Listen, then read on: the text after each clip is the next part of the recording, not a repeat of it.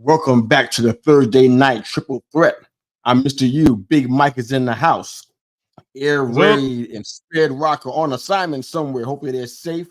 And they both got some kind of weather conditions going on in their area. We had some out here too. Some strange stuff out here with the weather, the winds. I don't know if we had a tornado and it was not reported. I don't know what was going on, but weird weather out here too. But those guys got more serious stuff happening where they are. So be thinking about Air Raid Mike and Sped Rock where they are. But we're here, so hope you guys are cool with that. We are your pre-PLE before every professional wrestling event and after, and we got a couple coming up, and we're excited about it, man. But first off, how you doing, Big Mike? How And things I'm going? good. Feeling good, looking good. I'm good. I'm feeling good, man. Glad to be here. Kind of ready to go. That intro music, man, gets me going. I may have had a slow day, long day at work, man. I hear that music, it just kind of gets you pumped. So it gets me Right. ready to go for the show. I like it. That's what it does, man. I got pumped. I mean, it's been a long day today. I can't Yeah. emphasize that enough. But I heard that music. I'm like, oh, I'm pumped. I'm Yeah, ready. it'll Let's wake you get it. up. It did that. Definitely indeed. Before we started hollering at our folks jumping in the comment section saying hello and saying good evening and stuff, and our poll question and all of that stuff, I want to give a shout out to a little buddy of mine by the name of Ray. This little man loves wrestling more than anybody I know. 10 years old, going to be 11 next month, and that man geeks out about wrestling. He talks about the territories, the American Dream, Dusty Rhodes. He talks about all of the old school guys. I'm like, how do you even know about these? I know why I know about them. How do you know about them? So we have How old is adult he? conversations. 10. He'll be Nice. 11 I next like it. month. Raising them right. We we have adult conversations about professional wrestling. It is glorious. I appreciate it so much. Talking to him is like, it's good. I ain't talking down to him. He gets what I'm talking about. He understands. He loves Dusty Rhodes and Brock Lesnar, and he knows stuff, which is really good. So hopefully I'm educating him. But shout out to Ray, our youngest fan on this show so far. I don't know who's going to top that, but 10 years old that's a record. Ray, Definitely. Shout love you, out. man. Shout out, Ray. Ray, love you, man. Thank you for joining the show and being a part of this and watching us, listening to us. We appreciate it so much. All right. Let's say hello to some folks. We get some of our news, our wrestling news, and then our topics for the day.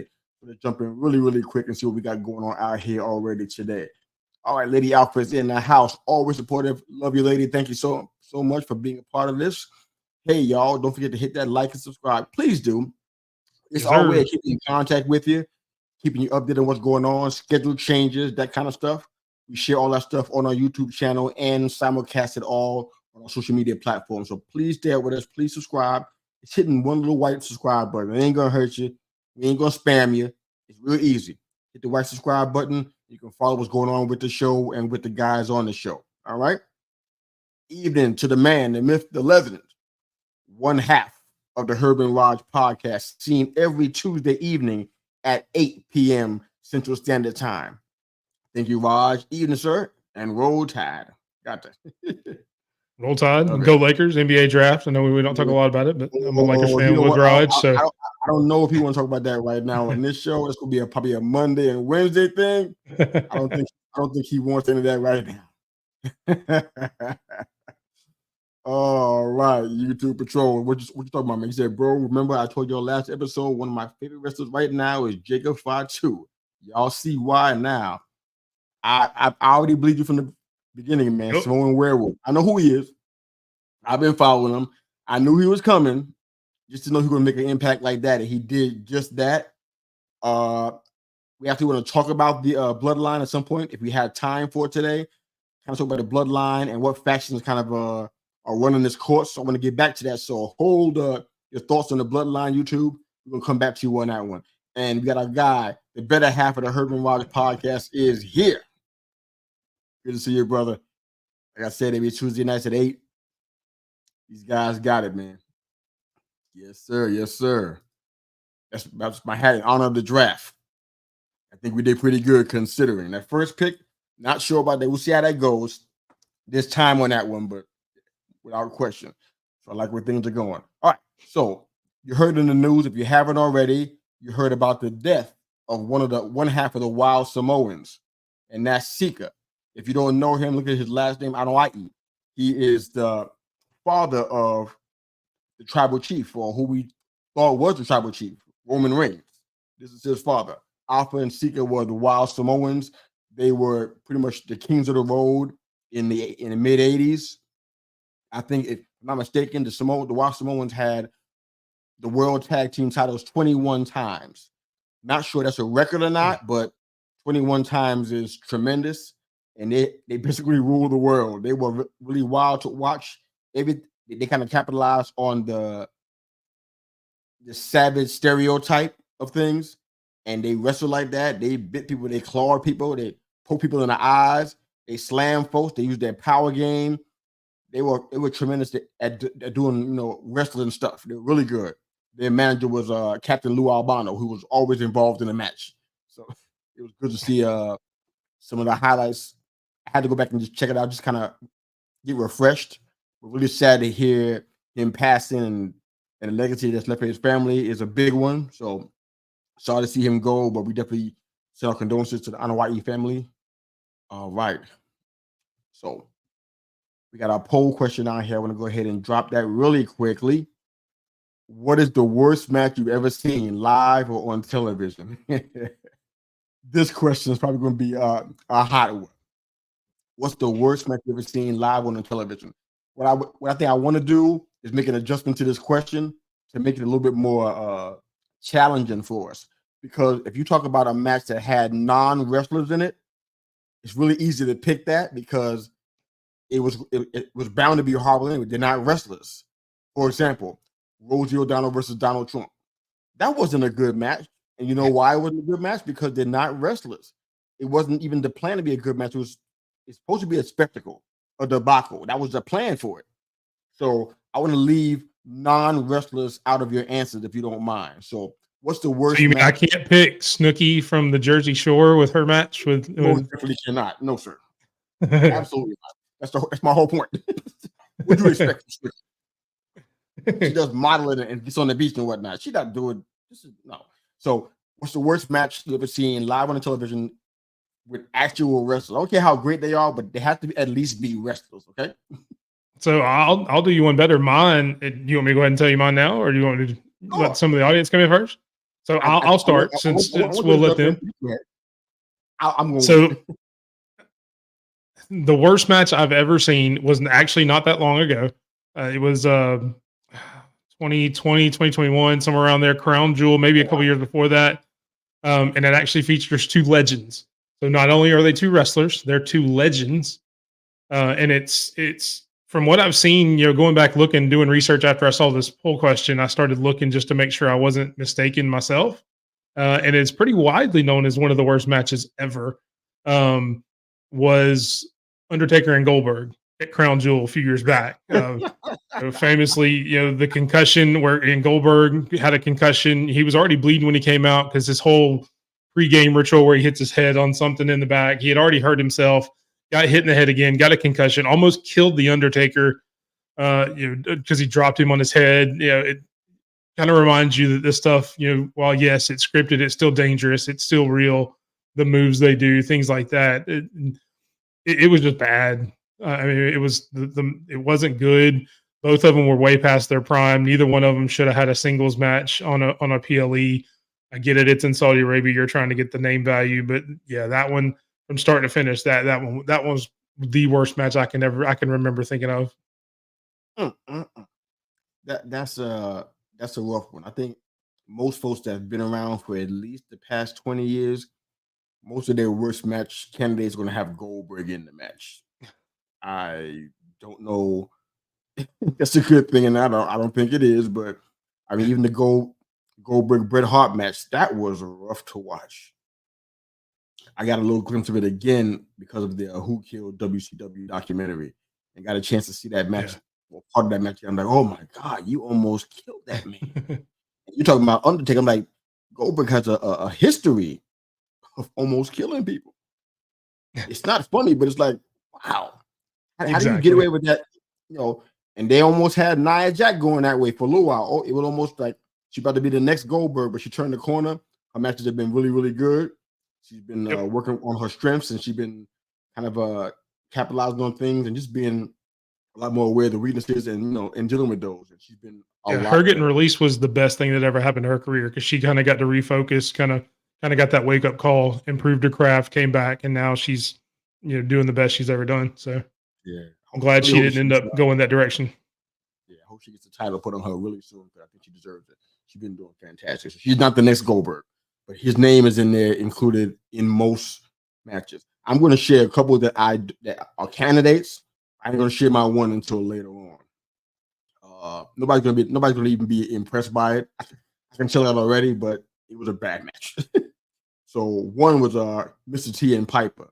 I know Mr. T's not a wrestler. I know he was doing some work as a wrestler prior to that uh WrestleMania 2 match, but whew, a boxing match. It was brutal.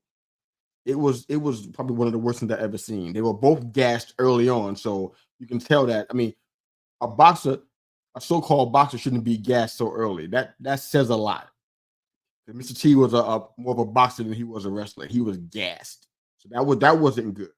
And then you got the Jake and Andre match. That's WrestleMania, I think WrestleMania 5. That was bad too because Andre was already he was in decline by then. He was way far away from his prime years, and it looked awful. And I don't know if Jake was carrying him. It was bad, but I got there's got to be some more coming through here. I already got a couple of comments already here about what's the worst match. And for those following us for the first time tonight, what's the worst match you've ever seen live or on TV? And lady said every match Mick Foley ever participated in. See, I see. I don't like that because I'm a huge Mick Foley fan. I love it, man. Oh, lady, Mike is mad at you now. Every single Mick Foley match, even the Mankind Taker match, that one too. The man single-handedly turned the Monday Night Wars when he won the championship. Lady, Single-handedly. you need to talk to Mike. Mike is here, and I think Mike is hurting. Can you give us some details, a specific match, something to help Mike understand, give some context? Take over the comment section, say as much stuff as you want to say out there, but help him out because that's a rough one. Now, every single Mick Foley match, oh, I don't know, lady. I don't think I can get with that one. All right, so with my other comments, right? Agree with the Goldberg, especially when it was over in 3 seconds. Yeah, it was supposed to be hype. It was supposed to be like a series of squash matches just to kind of make him look good and build him up. They weren't See, I great would go the matches. opposite on that too. I would think some of Goldberg's best matches were the ones that only lasted 3 seconds because he didn't have to do anything. I preferred it because less people got hurt that way. I'm talking about the spear and then the jackhammer, and guess what? It was over, and that was fine. He went back through his pyro, and that was it. I was good with that. Yeah, if I had to watch Goldberg do a headlock or a regular suplex, I wasn't into that match at all. Lady, go right now. I know you want to show, but go right now and Google Mankind Undertaker. Maybe after the show. Yeah, after. I want her to talk to you about it when she sees it. The next time we get together, that's homework. She can bring that to next week's show. Bring me some homework for next week's show. Oh, I can't. Okay, Mankind and Taker, lady, check that out. There's no way in the world you hate that match, lady. There's no. I promise you, there's no way. There's no way. And lady, you are correct. Sacco and Mr. Head were awful gimmicks, and so was Katie Vick. It was bad ideas across the board. No question. All right. So YouTube Patrols got his out here. Goldust versus the Ultimate Warrior. Really good answer, sir. Really good answer. That was a really bad match. I think Warrior might have been. I think I got the year. I think he was past his time then too. I think we talked about it on a previous episode. His later matches were just, he wasn't the same, and he didn't have any good. And if I'm not mistaken, that was probably one of Goldust's early matches. So he probably wasn't ready to carry someone. Yeah, I mean, definitely that one was bad. See, that's the kind of stuff that makes me nervous when I see somebody who, especially a new wrestler that gets put in a spot like this one. The ceiling is very low. There ain't a whole lot you can do when you are high octane all the time. There's nowhere for you to go. If you got an issue with one of your knees, this whole gimmick doesn't work. Everything is relying on you being fully healthy, explosive, and being able to hit the ropes and do all the things you do in the gimmick. It's basically it's something that you can't duplicate it. It's not sustainable. Without what I was trying to find, it's not. You can't sustain this. It was like so. So once his body started breaking down on him, this was a wrap.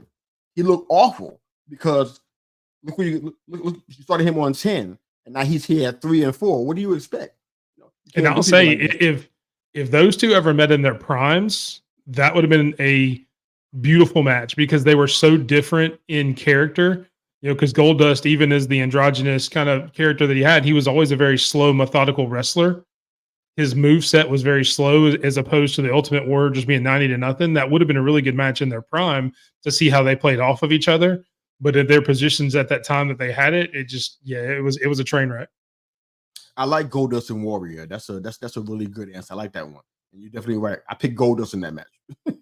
I think he has the better skill set across the board. If the Warrior was facing the Natural right now, he probably would lose that one too.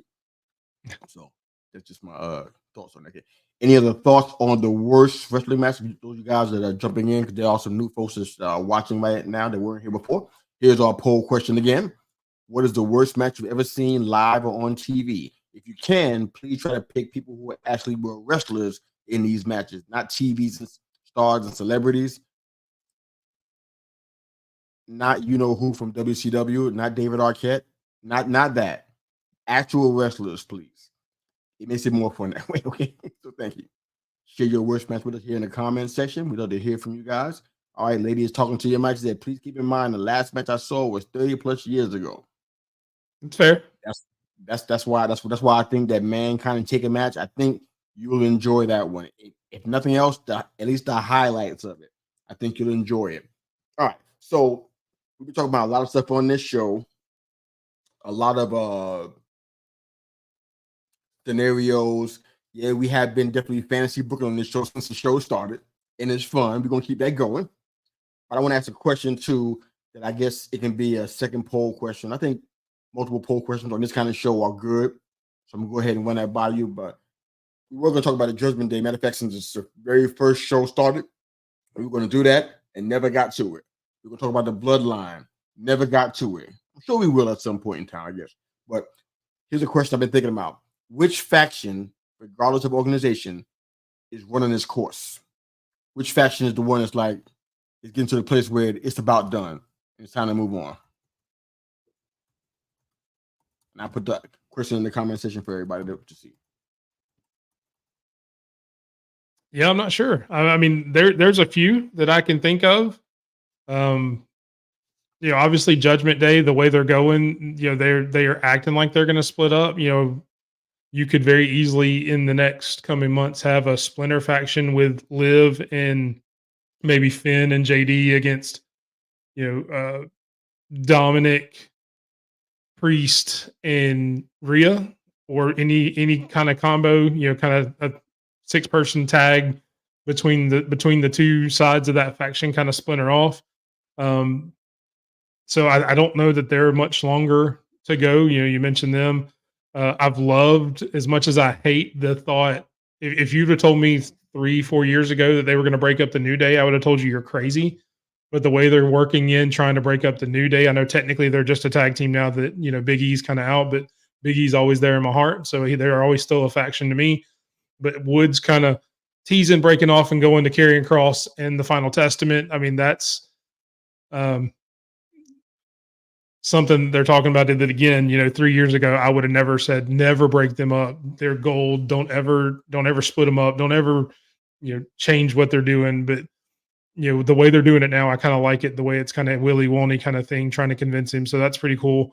Outside of WWE,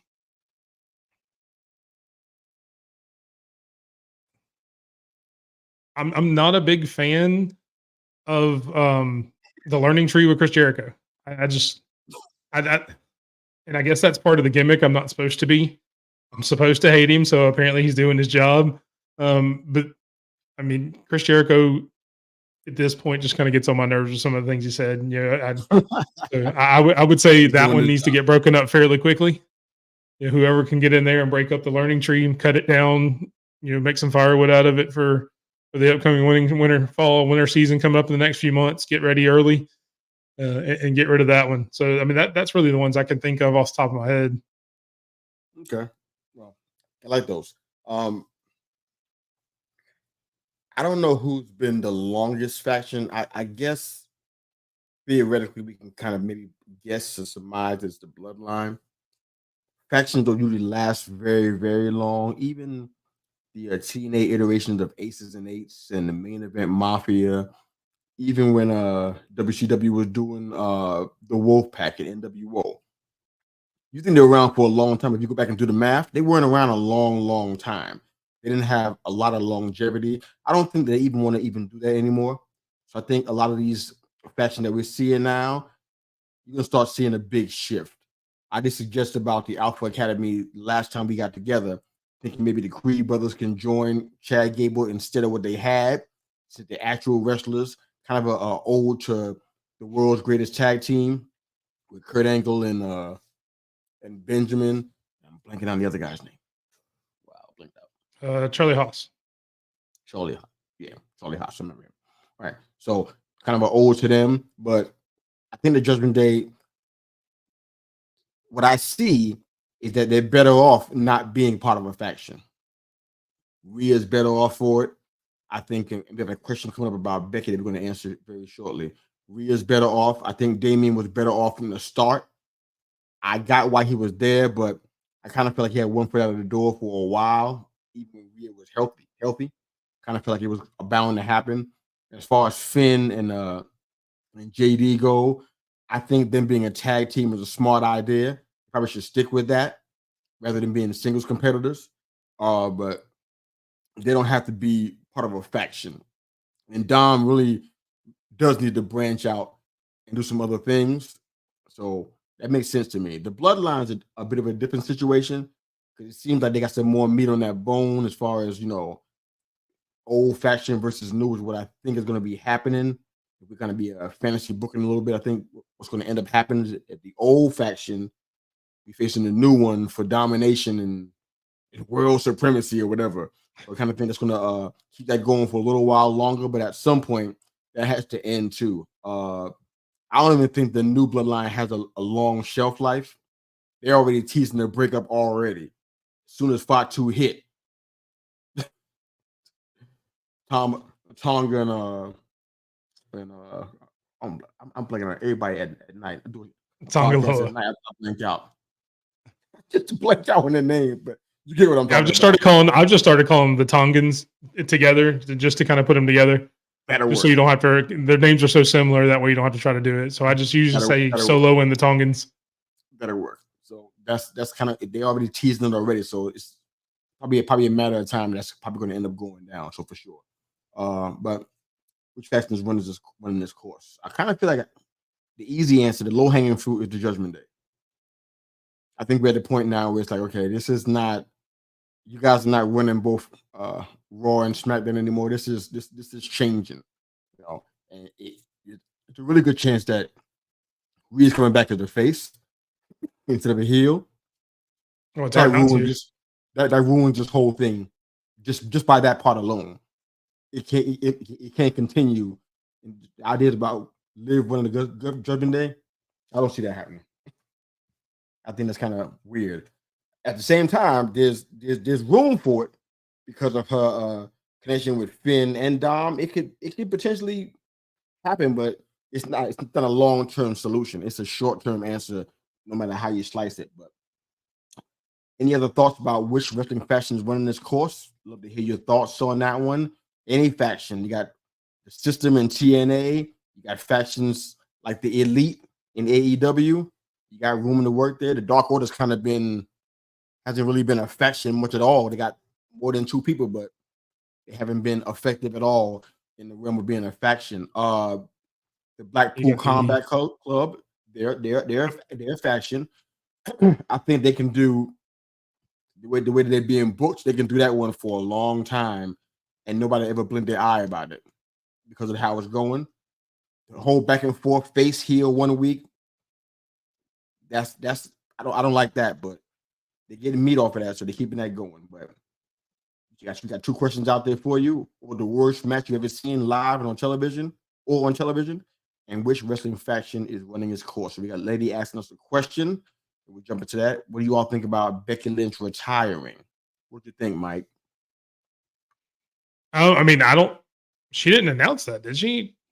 I Not don't that think I've she did, seen. but I know she's taken a lot of time off. I don't think it would suck for the business if she retired because she's one of the best women's wrestlers on the planet, one of the biggest personalities in the WWE. Whether she's the man, whether it's the Irish lash kicker, any of the gimmicks she's had, since she's come up to the main roster and kind of come into her own, she's been one of the best wrestlers they've had. So, I mean, I'm happy she's getting to take some time off to be with her daughter. Her daughter's what, 3 now, 2 or 3. So it's getting into really important time where you want your family. She just had Seth Rollins, her dad, around for a while when he was injured. So now she's going to have mom now that Seth Rollins is back. So I think that's kind of cool. But I definitely think if she retired altogether, I think the business would sorely miss her. Okay. I think that's pretty accurate. I got feelings about the idea of this. Her retiring, I don't think that if she retired, then Seth might as well retire too then. Because they both are banged up and they both have, nagging things that they're dealing with physically. So, and I don't think Seth needs to retire now. So, to me, that's my answer to that question about whether Becky should either. I don't think she should. At the same time, I think there's some backlash about her being thrust into certain positions. The diehard wrestling fan is not feeling it. And that doesn't matter that they don't that these folks don't pay the bills per se, but they're not liking her being thrust into title matches and doing things. Even with the when she won the NXT title, if you're gonna do that, there needed to be not only a passing of the torch, but there needed to be some story built to make that work for the younger people. Kind of put their names on the map a little bit, give them some exposure before you drop the title to somebody. NXT didn't do that. She dropped the title really, really quickly, a lot faster than she probably should have. If you're going to give it to her, some people will say, you know what, she shouldn't have won it in the first place, which is a valid argument. But she did win it, and she dropped it super fast. And I don't think it really put anybody over to the point that it probably should have put him over. If she lost it to Lyra, that would have made sense to me. There's a story there to go with that, and you would have gave Lyra some love, which would have propelled her momentum into being called up. But when she comes back, because she's going to come back, you can't be throwing her in a title match just because she's the man. Those girls like Tiffany Stratton and these folks, Jade Cargill, you got to give them some run. Have programs with them, build them up, help them have what you had the opportunity to have when you were facing Charlotte and Bianca. Give them a chance to have that kind of play on grand stages rather than putting her in title matches. So if there's Becky Lynch fans out here, don't take it like I'm hating, because I'm not. I like her. You know what I'm saying? But every time she breathes, she's in a title match. And I'm sorry, but that's not working. So you can't do that kind of stuff. The only time she wasn't in a title match was when she was facing Trish. So that's like, no. I don't want that to be happening. She got a long reign of women's championships. Her Raw championship was it was over a year. So she ain't been ignored. She been getting played. It was 399 days back in 2020. So she's been getting played. She's not being ignored here. But yeah, I don't want her to retire. I think like you said, Big Mike, she's good for the game. She's good for the program. You know what I'm saying? I just don't. I want her to help out those folks in that mid area, help them kind of elevate. Did that make sense? Yeah, no, I get it. I'm kind of the same way. You should, especially when you're going down to NXT, you should be able to elevate some of the younger stars. Whether you win a few matches or not, to begin with, you should make a moment to help create one of those younger stars and make one of those younger stars feel like they should be at the main roster. So yeah, I mean, I follow your logic there. I mean, for anybody that's tired of her seeing her get quick title shots, hope you're ready for Charlotte Flair coming back in a few months, because that's probably going to happen there too, because that kind of seems to happen with her as well. And I know she's probably going to come back in the next few months, probably by at least Survivor Series, somewhere around in there. I saw her videos of her working out, so she's probably not far from coming back. What brand But is I she mean, on? I don't know. I don't think she was in the draft because they knew she was hurt. So I think she'd be a free agent. She can come back to whichever one they want to put her on. Oh God. And so depending on who else That's comes back, I don't want to yeah. hear. Well, I mean, you've got so many. Depends on when Asuka comes back because she's on Raw. She's hurt. If Rhea Ripley's healthy by SummerSlam, that adds somebody else to Raw. So it really probably is just who needs that star power the most. You may end up getting her on Raw just because the whole Netflix deal coming up in January, and she's one of the bigger names, one of the bigger stars overall. So they may want her, when they swap over to Netflix, to be that kind of face of that women's division coming there. So I mean, there's no telling. But when she comes back, she's going to get thrust into the title picture just like she has every other time. Kind of the same vein as you were talking about Becky. So maybe that by the time Becky comes, I hope when Becky comes back that she picks up the Liv feud. Obviously Liv put her out, Liv put her down. She's bragging about putting her into quote unquote retirement. And by that time, I don't think Liv will have the belt. So hopefully she will come in and make that her main focus coming first to get her revenge on Liv before she tries to go after a title. But I think that's I like I I like don't the idea of that program. I like that one. I don't see her coming back before Royal Rumble though. So I think it's a long ways down the road before she decides to come back. I wouldn't if I was her. I also I think saw, I don't know how true it is. I saw she actually trademarked Rebecca Quinn, like her name. So if she's trying to do stuff in Hollywood, that's probably the first step to do something like that. I know she's had been in the Young Rock TV show. She played Cyndi Lauper on that. She's done some other Hollywood stuff. So that may be something that she wants to take a look at. And with her trademarking Rebecca Quinn, her maiden name or her real name, that could be something she looks at too, to where maybe she does retire out of wrestling and go do something else. okay. Well, that makes sense. I like the idea of that. You gotta get yourself ready for the end of your career. Get yourself ready for what that looks like and start planting some seeds in that direction. That makes sense. I'm totally good with that. I love to see her with a Liv Morgan in a real program. I think that'd be pretty good. For Charlotte Gold, I'm guessing she's going to SmackDown, but that's just my best guess. I can see her and Jade Cargill on the program off the top, but we'll see how that goes. So, not sure. We had a couple of poll questions we were asking you guys about. The first one was, what's the worst match you've ever seen live on television? And we got some awesome answers so far. Some Mick Foley, some Goldberg, some Ultimate Warrior. We got some real bad matches. Big Mike shared some. I shared Mr. T and Piper, WrestleMania 2, and Jake and Andre the Giant in WrestleMania number 5.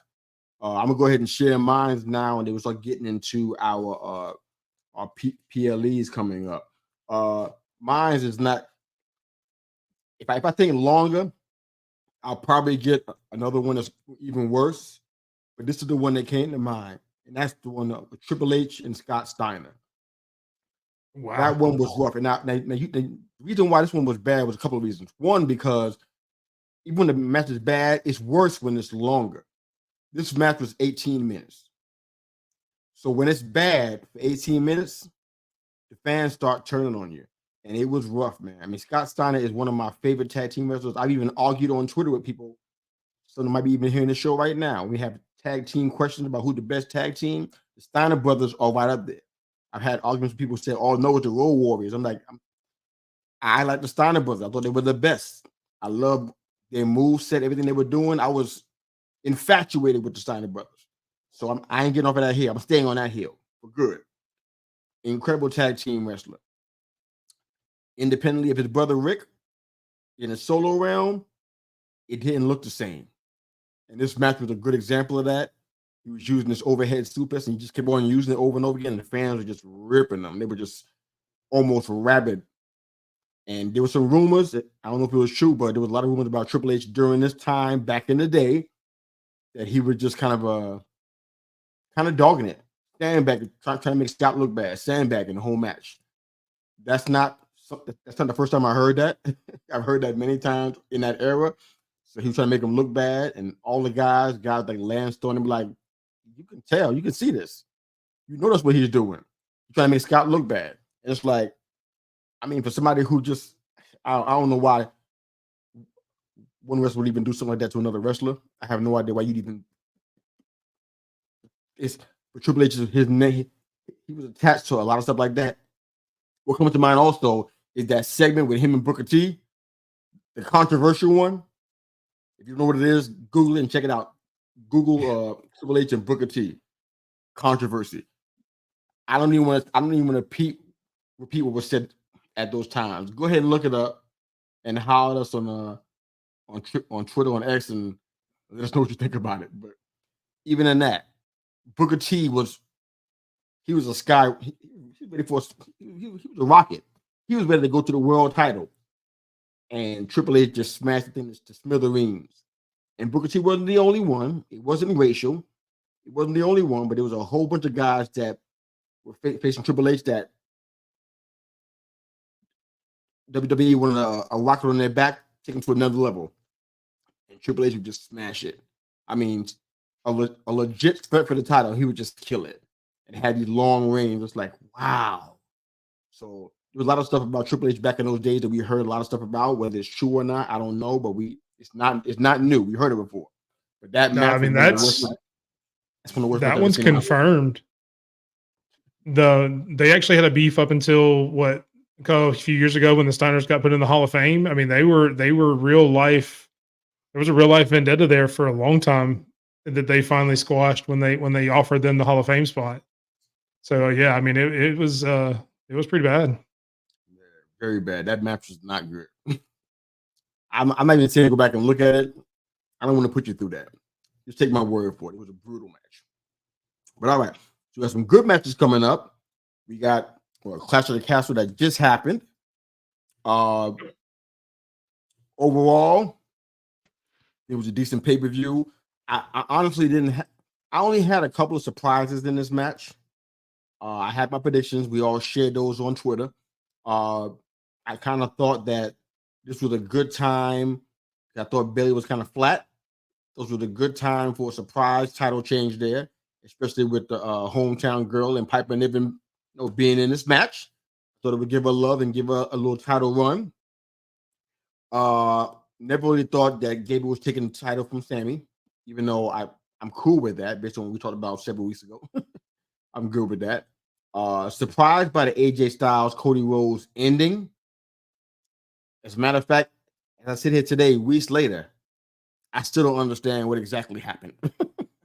I'm still confused about what took place and why it happened. The women's tag team match.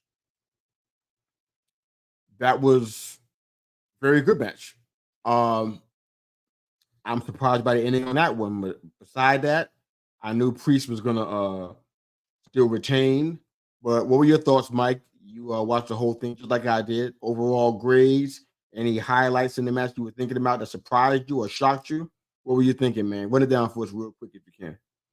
So I kind of actually thought the opposite of you. I mean, I thought it was okay at best. C plus range. I mean, to me, a lot of the matches were kind of clunky, especially. I didn't grade it high, man. I didn't give you a grade. It's not a B. But I mean, you said you enjoyed the women's tag team match. Like the match itself was very clunky to me, especially towards the middle. I wasn't shocked because if you'll remember, and if you want to go back and check our last episode, somebody on this show may or may not have called exactly how that match ended. To a T. I don't know, but it was somebody on the show. I can't remember who. They said they were going to lose the match. They said that the Unholy Union, Alba Fire, was going to win, and may have even told you how they were going to win when Jade hit their finisher, and then one of them pushed her out of the way and got the pin. They may have said those exact words on this podcast. I don't know. Herb saying it was him. It may have been. I don't know who. Go back and check out the last episode. Go back and check it. Somebody saying I said it. Surely I never said that. I'm not smart enough to say that. No, but I digress. The match itself was kind of clunky. To me, the Styles and Cody match was the best match of the night. To be honest, the ending kind of caught you by surprise, but it kind of worked with the story. because up until that, AJ Styles was kind of go to him, say you don't have what it takes to win an I Quit match. You don't have that killer instinct. You're too much of a good guy. So the ending of the match where he forced him to say I quit just because of the thought of what he was about to do to him while he was handcuffed to the ropes kind of made sense to say, hey, I'm proving you wrong while I win the match.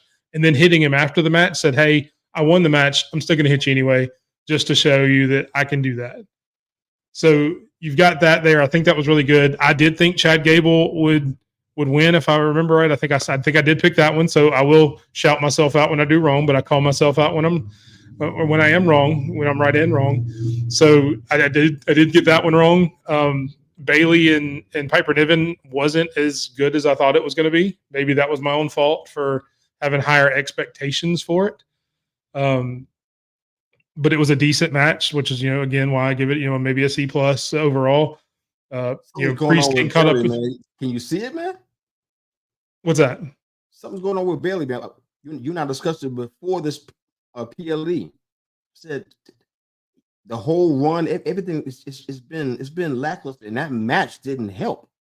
Yeah, no, it didn't. It was a very and you would think the crowd was even behind Bailey for the most part, with Piper being in the match. They were still chanting and singing, the song everybody sings that whenever Bailey's out of the US, they sing the song, hey, we want some Bailey, or whatever the song is. They were singing that to her. They were cheering her really well, but I mean, it's just the match kind of fell flat to me. Obviously we knew who was going to win. I didn't think Bailey would ever lose that in that spot. I think I hope, and I don't think I ever would say this, I hope Nia Jax beats her at SummerSlam, because I think that title needs something to change. So hopefully that pans out. Then you have the main event, Damian Priest getting caught up in the ropes. Everybody has said since then that he said he was good, but he was obviously limping. It obviously hindered some of his moves. If he was good and was playing that up and that was a work, he's probably the best actor on the roster. That wasn't a work. Yeah. I don't know how it could be with as much tension was on his ankle. But I mean, that was an okay match. The ending, I mean, pretty much most people saw it coming. You were kind of in one vein or the other. Either McIntyre was going to win and be the crowning hero, or CM Punk was going to. Nobody ever thought Damian was just going to pin the guy clean in that situation. It was always going to be some kind of funky way that the match was going to end. So it was, again, the matches were good. The story was progressed. It just, something fell flat for me, and I don't know exactly what it was. It was not good. They weren't all good matches. That's what it boiled down to. And sometimes these in between pay-per-views, that's what, there's no other way to describe this. You know what all the major ones are. You know what they are: Royal Rumble, WrestleMania, SummerSlam. I guess you can say Survivor Series. I guess I might be missing one, but I mean, those are the big four. I mean, you can almost say Money in the Bank is starting to surpass Survivor Series, just because it has so much on the line with the title shot. I'm gonna hold off on saying that, but I hear you though. I hear what you're saying. I'm gonna hold off on that one. But everything after that is in between, and it's like, in fact, there was a title change at all was like shocking. I didn't think it was going to happen on a show like this. I just didn't see it. But you were right. I'm saying that you, Mike, you were right. Allegedly, it was you. Allegedly, you were right. Yeah, we'll move on to the other pay-per-view, but I don't even get the Styles and Rose ending. I don't get it. Help me understand offline, but I don't get it. I don't understand him saying I quit in that I don't get it. Make him tap out. That makes sense to me. Not that. I don't get it. It was I don't know. I felt like it was just poorly done to me. I didn't like it, but that's just where I'm at. Okay, we got a question from a lady. She said, do they still do cage matches and tables and chairs matches? Oh, absolutely. They're still doing those. They're doing them pretty much across the entire pro wrestling world. Every organization's still doing it. They're not lighting tables on fire as much as they used to do. They kind of not. There's not a whole lot of that extreme stuff going on, but they're still having cage matches. They had one a little early this year, I think in the spring. I think they had a cage match. Becky was in a cage match with. Was it Liv? Yeah, it was Becky's last match after Liv won the title from her at the pay-per-view. They went to Monday Night Raw the next night and had a cage match where it was Becky's last match. Yeah, they're still doing those. AEW does a Anarchy in the Arena match. It's like it happens, I guess, once or twice a year. I guess there's tables, ladders, chairs, and everything else you could think of, cars and all type of stuff. So they're still doing that kind of stuff. It's still going on. For the most part, it's good. I'm glad Lady brought it up because real quick blurb on that, real quick. To me, it's kind of like, okay, they've been done so much. It's like you got to really stretch yourself out and do something different and innovative to make it really work for me now. I'm kind of could be a little bit jaded to some of these matches. I want to see some actual good wrestling, some toe-to-toe, blow-for-blow stuff. That's kind of where my head is at nowadays. That's what I want to see. So the, the chair shot and the cage match, and everybody trying to climb out of the cage, and they're taking their time getting out of the cage because you wait for the other wrestler to get up off of the mat, try to catch them. It's like, so I'm kind of funny. I'm kind of a realist in some ways about all of this stuff. But yeah, great question, lady. I appreciate that. Ready to jump in the forbidden door? Definitely. How you want to do this tonight? They got like 12 matches, and we got 15 minutes. So how are we going to do this? So I mean, there's 12 total. 9 on the main show. I think we looked at it. There was 3 on the pre-show or the 0 hour, which they call it. I mean, I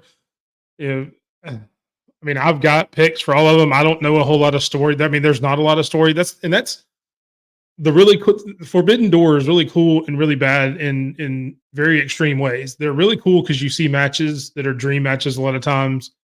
I mean, you look at Moxley and Naito. Yeah, I know they've done it before because that's where Moxley won the championship, the NJPW championship from. So that's a rematch for that title. You see the Zack Sabre Jr. and Orange Cassidy. Some of the other matches from New Japan in there where there's a lot of dream matches, but there's not a lot of build to them. So in past years, this has kind of been a throwaway pay-per-view for most of the matches because nothing continues forward because everybody kind of goes back to their corners and continues on with the stories they were on. So I mean, it's hard, and these are hard to pick which winners are going to be. Obviously, it's an AEW pay-per-view, but you've got CMLL, you've got New Japan, you've got Ring of Honor, you've got all these other promotions that are in there, and you can't really just squash all those promotions and send them back and say, okay, well, they're all just weaker promotions. A lot of these are really hard to pick.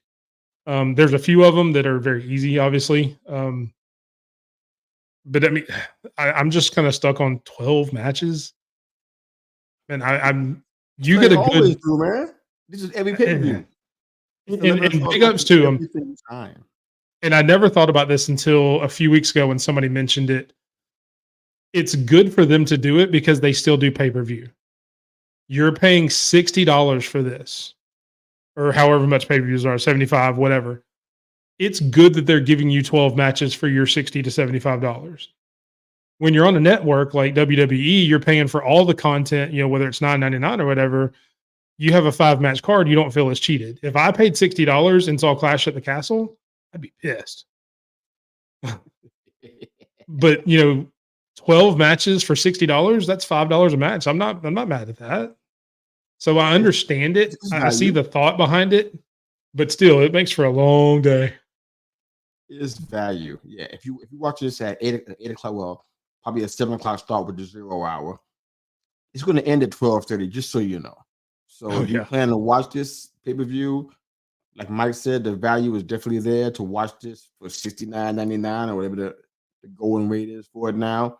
But just understand, you're going to be up to almost about 1 o'clock. So just get ready for that. In regards to the match, to the card itself, or your point about a lack of build is totally spot on. And I don't know if everybody that's listening can understand what I'm getting ready to say. I'm going to try to break it down to the best of my ability and make it clear and plain. Pro wrestling is a lot of things. I wouldn't go as far to call it a sport, but it is definitely entertainment, and entertainment requires story. I don't care if you're watching a CBS show or ABC show, NBC or Fox, whatever it is. You care about the story. You don't go to the movie theaters because there's a movie on that doesn't have a story in it. You ain't paying $10 for popcorn and $15 for soda to go see something that doesn't have a story in it. There needs to be a story. They have time to build this story. In this case, with the Forbidden Door, and I've seen it the past 3 years at least, they don't take the time to build a story. They build story in every other area. They actually do it very, very well in most cases. I can find a few exceptions, but that's just nitpicking. They do that very, very well. In this case, they have not. Right now, I'm looking at this card right now, and I can give you 4 matches right now I'm excited about because of the wrestling. The story has nothing to do with it because there isn't one to speak of. The only one that has a story, I can tell you right now, that has one is the AEW World Championship match with Swerve and Will Ospreay. It was a quickly built story, but a story nonetheless. And they capitalized on it again this past Wednesday on Dynamite with MJF and Daniel Garcia. So the story's being built. I think I know how it's going to end, but I could be wrong about that. But that's the only story I can think of that I see here. Orange Cassidy and Zack Sabre Jr. That's going to be a good wrestling match. People sleep on Cassidy like he can't wrestle. Yes, he can. And this is going to be a fantastic match. I like the Bryan Danielson what's it? Takagi Shingo match. Takagi. Yeah, that one's going to be that one's going to be nice. That's going to be a banger. Danielson put on good matches routinely. He don't have bad matches ever. Mox and Naito. I've been watching Naito for over a decade now at least. That's going to be a banger as well. I'm excited about it. And that one's got a little bit of a storyline. I mean, yeah, because Moxley wrestles in Japan. Other than that, I don't know anything was built on AEW ground that we can speak of. This is some international connections being added into this. Yeah. Same thing with Mercedes and Stephanie Vaquer. Same thing. Yeah, I know she tried to run into CMLL last week or something like that, trying to build up a little bit. Yeah. This is happening overseas. It's not even happening here. So they're not really building on a lot of that stuff. Beside that, from a wrestling standpoint, maybe Tony Storm and Mina, but that's the one I would point to. I don't have anything else that wrestling wise I'm actually interested in. I'm talking about just wrestling wise because the rest of it, there's no stories there anywhere else. There's nothing else happening. There might be a little mini story in that 6-pack TNT Championship ladder match, but aside from that, that's with Leo Rush and Dante Martin. But beside that, that's it. So there's no story really being built there. So I'm hoping for a really good pay-per-view. I mean, you got 12 matches, man. It needs to be good. I got concerns about some stuff. I'm not sure what's happening. MJF, I'm not even sure what he's even doing in that match. I don't know what's happening. So it's like, okay, well. Yeah, no, and shame on me. I don't know who Hechicero is. I don't know that I've ever seen a Hechicero match. I don't know. So when I saw that one announced, I'm like, that's cool. It's a good match for MJF to come at, but I don't know who the other guy is. So shame on me, I guess. I forgot the name of the faction. I know the name of the faction, but I'm sorry, I'm blanking out on them, and that's what happens when you do shows at 9 o'clock. But I mean, I agree with you. I mean, the matches with the most story are the ones I'm most intrigued in. You know, Tony Storm and Mina Shirakawa, they've had a story that's been building with the whole Mariah May thing. You know, because Mariah May is Shirakawa's tag team partner in Stardom, and then she's kind of Tony Storm's protege. So they've been building that for a little while now. So that's got a lot of story behind it. You know, and while Ospreay and Swerve don't have a ton of time behind it, the build between that plus some of their previous matches, you know, has created some good story there. I mean, those two aren't going to put on a bad match, no matter if they decided to do it, you know, today and had no story, or 10 years from now and built for 10 years. They're really great. They're two of the better professional wrestlers on the planet. So they're not going to put on a bad match. It's going to be a really good match. I think that one's handcuffed because of both titles being there. So I don't know. The story with that one's a little weird for me, but it does have some backstory. Like I said, I think that Moxley and Naito have some backstory because Moxley's the one that beat him for the title, so it is more of a rematch. So it does have a little bit of build to it. But like you said, the rest of them, I don't get. They're going to be really good matches because you're bringing in the best from these other companies to highlight your best for your companies at a pay per view. But I mean, just as far as build up and follow through after that, there's only about 3 matches that you can look at and say that there's going to be significant follow through. Like even the Tony Storm and Shirakawa match, that's had a good build, but I don't know that there's going to be any follow through after that. Is Shirakawa going to lose and then still kind of come in and try to take Mariah May, whatever she's been doing? Where do you go from here with a match like that, or with Orange Cassidy and Zack Sabre Jr.? Not only has that not had any build, it's not going to have any follow through. They're both going to go back to doing what they were doing before they fought. Right. And as you've heard from me, I say it almost every episode, I'm a big fan of stories. Like you said, when you started going through that, and I think Triple H said it in an interview the other day, in his eyes, and I know there are a lot of people, I've caught some hell from saying it on Twitter from some of the AEW guys who think I'm taking shots at them. But, wrestling isn't a sport. You're 100% right on that. Wrestling is a TV show about a sport. So you have to have storylines built into those that people get into, because without that, the wrestling, I mean, let's be honest, wrestling wasn't big until people started getting invested in the stories. So, I mean, with this pay-per-view not having a ton of story throughout it, I don't know. I think it's going to be really good wrestling, but that's kind of where I'm at. Okay, no, that makes sense to me. I mean, it's going to be fun to watch this. I have no idea what's going to happen. We kind of rolling with the punches, man. But there's a lot of good meat on the bone as far as wrestling goes. I probably can find another match that I think might be good wrestling wise, but story wise, is like I'm not voted. I'm not really interested. So I definitely don't want to pretend like I'm super pumped about some of this stuff. But that's wrestling. We kind of levitate to what we like, what we enjoy, the kind of style of wrestling that we enjoy. Hope we get a chance to discuss that next week. We don't have enough time for that now. But before we start getting to the end of the show, which we're pretty close to, I want to try to maybe show a quick highlight of not a highlight, more of the Money in the Bank matches so far that we have. A lot of them are undetermined. We do know we have Braun and Sammy for the Intercontinental Championship. We got that locked in. We know that Seth Rollins and Damian Priest are battling for the World Championship. If Seth loses, he can't contend for the title any longer, as long as Priest is in the title holder position. Then we got Rose, Orton, and KO versus the Bloodline. Not super enthusiastic about that. And then you got the men's and women's Money in the Bank match. Excuse me.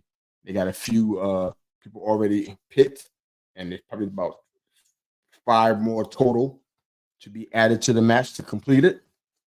And probably going to end up being a 5 match card again, like we just seen at Clash of the Castle. But right now I'm kind of like waiting for something to blow my mind. I'm not there yet. I don't know.